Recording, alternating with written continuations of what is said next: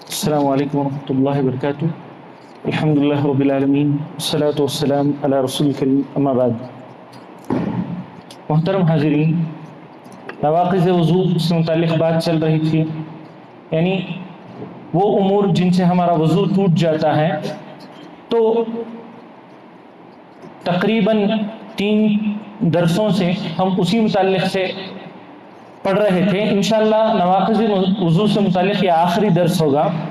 آج اس درس میں ہم بعض متفرقات، یعنی ایسی چیزیں جن سے متعلق لوگوں کے درمیان شک رہتا ہے کہ اس سے وضو ٹوٹے گا یا نہیں ٹوٹے گا، اور بعض لوگ تو سبحان اللہ یہ سمجھ جاتے ہیں کہ اس سے وضو ٹوٹ جاتا ہے، حالانکہ اس سے وضو نہیں ٹوٹتا۔ ان مسائل کے بارے میں آج انشاءاللہ پڑھتے ہیں، اور آج کے اس درس کو یا پھر اس موضوع کو آج کے اس درس سے ختم کرتے ہیں انشاءاللہ۔ تو پہلا مسئلہ ہے بیوی کو بوسہ دینے سے متعلق ہے۔ دیکھیے، بیوی کو بوسہ دینا ہو یا بیوی کو چھونا ہو، اس سے متعلق بھی ہمیں صاف طور پر احادیث ملتی ہے جس سے ہمیں یہ معلوم ہوتا ہے کہ اس سے وضو نہیں ٹوٹتا، اس سے وضو نہیں ٹوٹتا۔ دیکھیے، عائشہ رضی اللہ عنہ کی روایت ہے، ان النبی صلی اللہ علیہ وسلم، عائشہ رضی اللہ عنہ فرماتی ہیں کہ رسول اللہ صلی اللہ علیہ وسلم قبل بعض نسائہ، رسول اللہ صلی اللہ علیہ وسلم جو ہے اپنی بعض ازواج مطہرات کو بوسہ دے کر جاتے تھے، ثم خرج الی الصلاۃ ولم يتوضا، اور بوسہ دینے کے بعد نماز کے لیے نکل جاتے تھے اور وضو نہیں کرتے تھے۔ تو قال، پھر اس کے بعد عائشہ رضی اللہ عنہ سے کسی نے پوچھا، قلت من ہی الا انت، یا عائشہ وہ کون سی ایسی ازواج مطہرات ہیں جن کو رسول اللہ صلی اللہ علیہ وسلم بوسہ دیا کرتے تھے، کیا وہ تم ہی نہیں ہو؟ کیا وہ تم ہی نہیں ہو؟ تو عائشہ رضی اللہ عنہ مسکراتی ہے، یعنی یہاں وہ سوال کرتے ہیں کہ جو ہے تم ہی ہیں وہ کہ جن کو رسول اللہ صلی اللہ علیہ وسلم بوسہ دے کر جاتے تھے، لیکن عائشہ رضی اللہ عنہ نے حیا کے طور پر اس مسئلے کو بیان بھی کرنا ہے اور حیا کا بھی خیال رکھنا ہے۔ اس وجہ سے عائشہ رضی اللہ عنہ نے کیا کیا کہ بعض بیویوں کو رسول اللہ صلی اللہ علیہ وسلم بوسہ دے کر نماز کو جایا کرتے تھے اور وضو نہیں کرتے تھے، مسئلہ بھی بیان ہو گیا اور حیا کی بھی حیا باقی رہ گئی۔ تو بعد میں کسی نے عائشہ رضی اللہ عنہ سے پوچھا، وہ تم ہی ہیں وہ جن کو عائشہ جو ہے آپ صلی اللہ علیہ وسلم بوسہ دے کر جاتے تھے؟ تو عائشہ رضی اللہ عنہ نے اس کا جواب نہیں دیا، بس ہنسی، فضحکت، یعنی جو ہے عائشہ رضی اللہ عنہ نے مسکرا کر خاموش رہ گئے۔ تو اس حدیث سے ہمیں ایک بات اچھی طرح واضح ہوتی ہے کہ بیوی کو بوسہ دینا یہ نواقض وضو میں سے نہیں ہے، یہ نواقض وضو میں سے نہیں ہے۔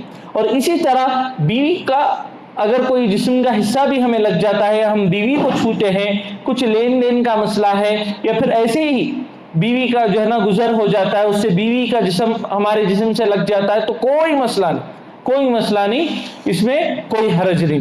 لیکن ہاں، اس بات کا اس میں خاص خیال رکھنا چاہیے کہ اگر بیوی کے ساتھ کوئی بوس و کنار کر رہے ہیں اور اس میں مزید نکلنے کا امکان ہے، مزید نکلنے کا امکان ہے، تو ہو سکتا ہے کہ اس سے اس کا وضو ٹوٹ جائے۔ اگر مزید نکل جائے تو اس کا وضو ٹوٹ سکتا ہے، لیکن ایسے ہی عام بوس و کنار کر رہے ہیں، اس میں شہوت کا بالکل دخل نہیں ہے، تو جو ہے وضو بالکل نہیں ٹوٹے گا، وضو مکمل طور پر صحیح سالم رہے گا۔ اور اسی طرح ایک اور روایت ملتی ہے جس سے ہمیں یہ بھی واضح ہو جاتا ہے، یہ بھی واضح ہو جاتا ہے کہ اگر بیوی کا جسم ہمارے جسم سے لگتا ہے تو یہ بھی ناقض وضو میں سے نہیں ہے۔ وہ یہ ہے کہ عائشہ رضی اللہ عنہ بیان کرتی ہے، لقد رأیت رسول اللہ صلی اللہ علیہ وسلم یصلی، میں دیکھتی تھی کہ رسول اللہ صلی اللہ علیہ وسلم نماز پڑھ رہے ہیں، وَأَنَا مُعْتَرِضٌ، اور میں لیٹی ہوئی ہوں، بین یدیہ، رسول اللہ صلی اللہ علیہ وسلم کے بالکل سامنے میں لیٹی ہوئی ہوں۔ فَإِذَا أَرَادَ أَن يَسْجُدَ غَمَزَ رِجْلَيْهِ فَمَمَزْتَهَا إِلَيَّ ثُمَّ يَسْجُدُ۔ رسول اللہ صلی اللہ علیہ وسلم سے متعلق عائشہ رضی اللہ عنہ فرماتی ہے کہ جب رسول اللہ صلی اللہ علیہ وسلم نماز پڑھ رہے ہوتے تو میں سامنے لیٹی ہوتی، اور جب رسول اللہ صلی اللہ علیہ وسلم کو سجدہ کرنا ہوتا تو آپ صلی اللہ علیہ وسلم میرے پیر کو اشارہ کرتے، میرے پیر کو چھو کر اشارہ کرتے، اور میں میرے پیر سمیٹ لیتی اپنی طرف، اور پھر رسول اللہ صلی اللہ علیہ وسلم سجدہ کرتے۔ اس سے ہمیں یہ بات معلوم ہو رہی کہ رسول اللہ صلی اللہ علیہ وسلم نماز میں ایک عورت کو، اپنی بیوی کو چھو رہے ہیں، عائشہ رضی اللہ عنہ کے پیر کو چھو رہے ہیں اور آپ صلی اللہ علیہ وسلم نماز کو جاری رکھ رہے ہیں. اس سے کیا معلوم ہوا؟ وضو نہیں ٹوٹتا، وضو نہیں ٹوٹتا. اور اسی حدیث سے ہمیں یہ بھی معلوم ہوتا ہے کہ آپ صلی اللہ علیہ وسلم سید الانبیاء سید البشر، اتنے بڑے مقام پر فائز ہونے کے باوجود بھی آپ صلی اللہ علیہ وسلم کی سادگی دیکھیں. آپ صلی اللہ علیہ وسلم کے گھر میں ایک ساتھ کوئی لیٹے اور ایک ساتھ کوئی نماز پڑھے، یہ ممکن نہیں تھا، یہ ممکن نہیں تھا. اتنا زیادہ زہد اور اتنا زیادہ ورع رسول اللہ صلی اللہ علیہ وسلم کی زندگی میں تھا.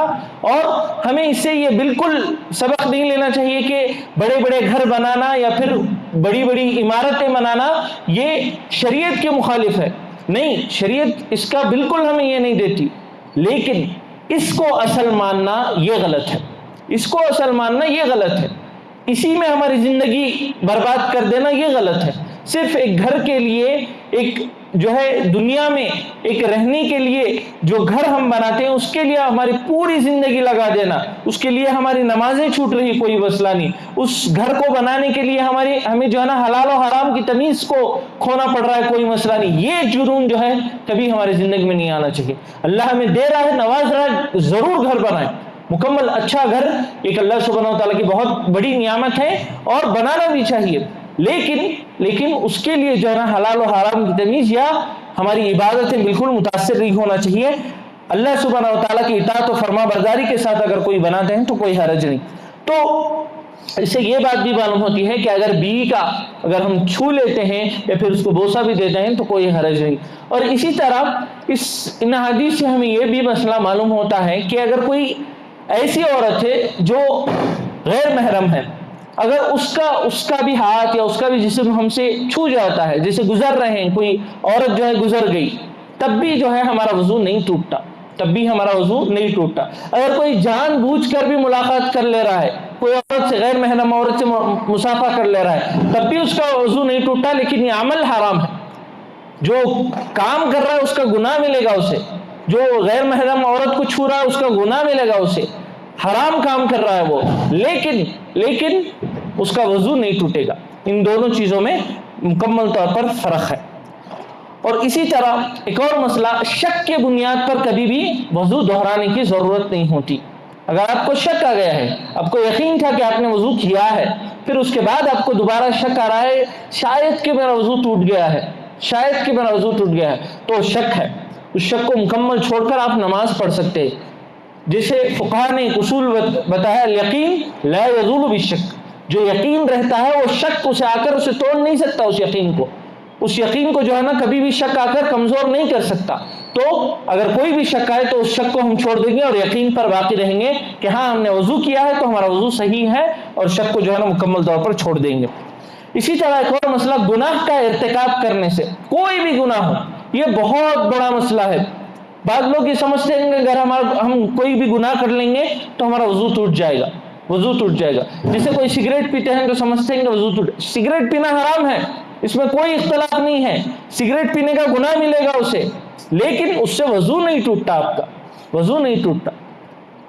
تو گناہ مکمل طور پر الگ ہے اور وضو کا مسئلہ مکمل طور پر الگ ہے. کوئی گانے گاتا ہے یا گانے سنتا ہے یا کوئی بھی گناہ کرتا ہے، چاہے کبیرہ گناہ ہو چاہے صغیرہ گناہ ہو، نواقض وضو کا اس میں شامل نہیں ہے، تو آپ کا جو ہے وضو مکمل طور پر سالم رہے گا. لیکن اس گناہ کا جو ہے مکمل طور پر آپ کو گناہ ملے گا، لیکن اس کا اثر وضو پر نہیں ہوگا، اس کا اثر وضو پر نہیں ہوگا.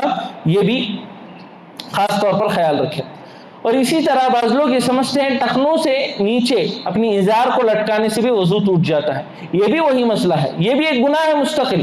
ٹخنوں سے نیچے اپنے لباس کو لٹکانا جو ہے نا باقاعدہ طور پر بہت بڑا گناہ ہے، لیکن اس سے ہمارا وضو متاثر نہیں ہوتا، وضو متاثر نہیں ہوتا.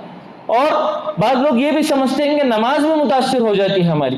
اگر ہم ٹخنوں سے اوپر جو ہے ہماری لباس کو نہیں رکھیں گے تو ہماری نماز بھی متاثر ہو سکے. نہیں، نماز ایک مستقل عبادت ہے اور ٹخنوں سے ازار کو اوپر رکھنا الگ عبادت ہے. اگر ہم نماز کے اوقات میں ٹخنوں سے اوپر اپنی ازار کو رکھتے ہیں تو اتنے وقت تک ہم اس گناہ سے محفوظ رہیں. لیکن اگر ٹخنوں سے نیچے بھی رکھ کر کوئی نماز کو پڑھتا ہے تب بھی جو ہے اس کی نماز صحیح ہو جائے گی، اس کا وضو بھی مکمل طور پر صحیح ہے، لیکن اس کو ٹخنوں سے نیچے رکھنے کا گناہ ضرور ملے گا.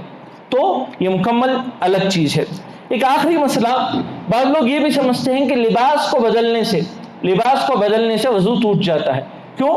کوئی اگر مکمل برہنہ ہو جائے، مکمل اس کا لباس نکال دے اور پھر دوبارہ دوسرا لباس پہننے کا اسے مسئلہ پیش آئے تو بعض لوگ یہ سمجھتے ہیں کہ اس کا وضو ٹوٹ جاتا ہے۔ نہیں، اگر مکمل برہنہ بھی ہو جائیں اور لباس پہنتے وقت ہماری شرمگاہ کو ہاتھ بھی لگ جائے تب بھی جو ہے نا ہمارا وضو نہیں ٹوٹتا، مکمل طور پر ہمارا وضو صحیح سالم رہے گا۔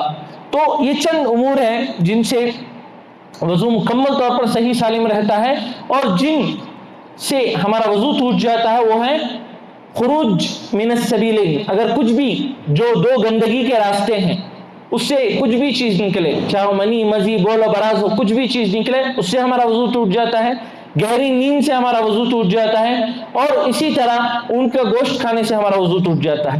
تو یہ مسئلے ایسے ہیں جن سے ہمارا وضو ٹوٹتا ہے۔ اس کے علاوہ جتنے بھی مسائل ہیں بعض مسائل ایسے ہیں جو مشروط ہیں، بعض مسائل ایسے ہیں جس میں علماء نے شرط لگائی ہے، جیسے بیوی کے ساتھ جو ہے بیٹھ رہے ہیں، کر رہے ہیں، لیکن اگر ایسا مسئلہ ہو جائے کہ مزید نکل رہی ہے تو وضو ہمارا ٹوٹ سکتا ہے، لیکن اگر مزید نہیں نکل رہی ہے تو یہ بھی جو ہے نا نواقض وضو میں سے نہیں ہے۔ تو اس کے علاوہ جتنی بھی چیزیں ہیں وہ نواقض وضو میں سے نہیں ہیں، وہ مسائل الگ ہیں اور نواقض وضو الگ ہیں۔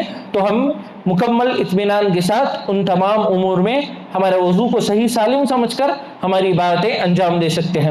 آخر میں اللہ سبحانہ وتعالیٰ سے دعا ہے کہ اللہ سبحانہ وتعالیٰ ہمیں شریعت اسلامیہ کے صحیح مسائل کو جاننے، پڑھنے اور اس پر عمل کرنے اور اسے دوسروں تک پہنچانے کی توفیق عطا فرمائے۔ آمین۔ وآخر دعوانا الحمدللہ رب العالمین۔